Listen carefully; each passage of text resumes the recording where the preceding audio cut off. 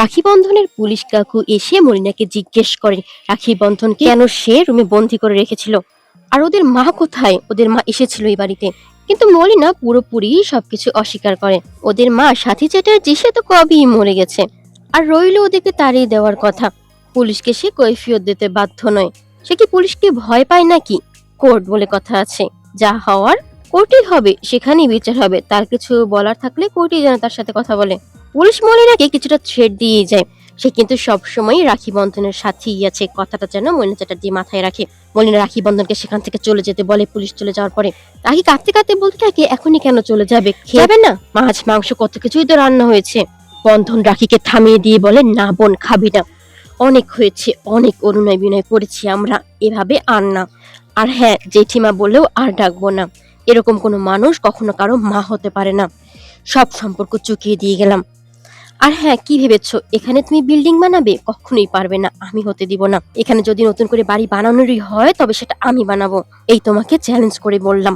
ওরা চলে যাওয়ার পরে মলিনা তার লোকদের ফোন করে বলে দুটিকে শেষ করে দিতে একেবারে। মলিনার কথা মোতাবেক সেই দুইজন লোক রাখি বন্ধনকে মেরে ফেলার চেষ্টা করে, কিন্তু বন্ধন বুঝে যায় এভাবে আর নয়। বন্ধন প্রতিবাদ করে। বন্ধন এক এক করে দুজনকে আঘাত করে প্রচন্ড রকম। একজনকে সাইকেল দিয়ে সজোরে আঘাত করে। তার দাদা পেরেছে, রাখি বেশ খুশি হয়ে যায়। এদিকে খোকনরাও বন্ধনকে বাহবা দিতে থাকে। বন্ধন বলতে থাকে, হ্যাঁ আমি বুঝে গেছি, যদি বেঁচে থাকতে হয় তবে লড়াই করেই বেঁচে থাকতে হবে, লড়াই করে বাঁচতে হবে আমাদের। এদিকে মলিনার সেই চিংড়ি মেশানো খাবার খেয়ে সাথীর অবস্থা বেশ খারাপ। কিছুটা সুস্থ হলেও শরীরটা এখনো পুরোপুরি ঠিক হয়নি। উত্তরার দাদা বৌদি এই নিয়ে কথা বলতে থাকে। চিংড়িগুলো এমন ভাবে মেলানো হয়েছে বোঝাই যায়নি যে ওদের চিংড়ি মেশানো ছিল। এদিকে ফটিক নামের এক লোক দুইজন ছেলে মেয়েকে রাখি বন্ধন সাজিয়ে এই বাড়িতে নিয়ে এসেছে। মলিনা ফটিককে দিয়ে এই কাজ করিয়েছে টাকার বিনিময়ে। ফটিকের বানানো মিথ্যে গল্পে তাকে বুঝতেই পারে না যে লোকটি মিথ্যে বলেছে।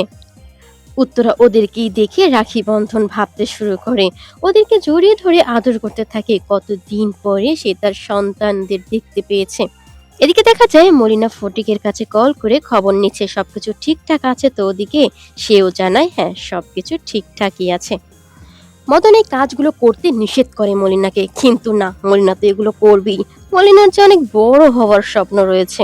এদিকে রাখি বন্ধন বুঝে যায় তাদের মা আশেপাশে কোথাওই রয়েছে। সেদিনের পার্টিটা তো এখান থেকে বেশি দূরে করা হয়নি, তার মানে তাদের মা আশেপাশে কোনো একটা বাড়িতে রয়েছে। খোকনরা সবাই জানায় প্রয়োজনে চিউনির তল্লাশি করে হলেও বন্ধনের মাকে ঠিক খুঁজে বের করবে। এরপরে দেখা যায় বন্ধনের এক বন্ধু এসে সেই পেপারটি বন্ধনকে দেখায়। সে যে রাখি বন্ধনের মাকে দেখেছে পেপারে, সেখানে অ্যাড্রেসও লেখা আছে। কালি যেতে হবে সেই ঠিকানায়, সেই ঠিকানায় গেলেই রাখি বন্ধনের মাকে পাওয়া যাবে। এদিকে উত্তরা মলিনাকে কল করে জিজ্ঞেস করে, সে তো জানত যে তার চিংড়িতে অ্যালার্জি রয়েছে। সবটা জানার পরও সে এরকমটা কি করে করতে পারলো? কি ভেবেছিল এভাবে সাথী নাকি অন্য কেউ তা প্রমাণ করবে? কি শেষে কি দেখা গেল? আরো ভিডিওতে প্রমাণিত হয়ে গেল যে সেই আসল সাথী চ্যাটার্জি। এদিকে নকল বন্ধন সে শুধু খাবার চেয়েই যাচ্ছে। অনেক অনেক খাবার পরেও তার কিছুতেই মন পড়ছে না। কি আর খেলো সে? সেই কথাই তার নকল মামাকে বলতে থাকে। তার নকল মামা মামি পুরো অবাক হয়ে যায়, এই বাচ্চা কি বলছে? এত কিছু খাওয়ার পরেও বলছে নাকি কিছুই খায়নি।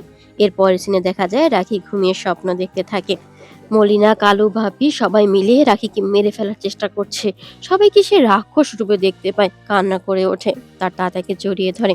এদিকে খোকন এসে বন্ধনকে জানায় তারা জেনে গেছে বাড়িটা কোথায় রয়েছে, বন্ধনকে নিয়ে সেখানে যেতে হবে। এদিকে অমরেশের সেই দাদা আবার যায় সেই বাড়িতে।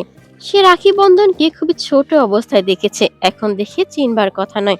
এসে ওদেরকে দেখে প্রথমে খুশি হলেও পরে সে খুশি হতে পারে না তাদের হাবভাব দেখে।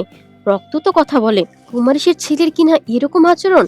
নকল বন্ধন বলতে থাকে সে তো তাদের জেঠু হয়, কোনো খাবার নিয়ে কেন আসেনি? অন্য যারা যারা তাদেরকে দেখতে এসেছে সবাই তো তাদের কোনো কোনো মজার খাবার নিয়ে এসেছিল।